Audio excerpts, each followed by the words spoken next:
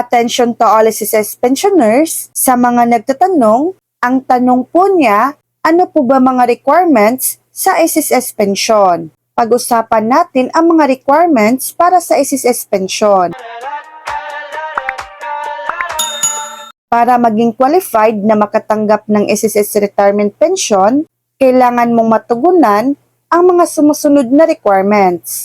Una, edad, dapat ay umabot na sa retirement age. Ang retirement age sa SSS ay 60 years old. Pwede nang mag-avail ng early retirement pension. 65 years old, mandatory retirement age. Pangalawa, contribution period, kailangan ay nakapagbayad ka ng at least 120 monthly contribution sa SSS bago ang semester ng iyong retirement. Paano nga ba mag-apply? Una, pumunta sa pinakamalapit na SSS branch. Pangalawa, kumuha ng application form para sa retirement benefit. Pangatlo, sagutan ang form, sagutan ng tama at kumpleto ang application form. Pang-apat, ihanda ang mga kinakailangang dokumento. Una, SSS ID o UMID card, birth certificate, marriage certificate kung kasal, bank account details para sa pagdeposito ng pensyon, at iba pang dokumento na maaring hingiin ng SSS. Panglima, isubmit ang application form at mga dokumento sa SSS branch.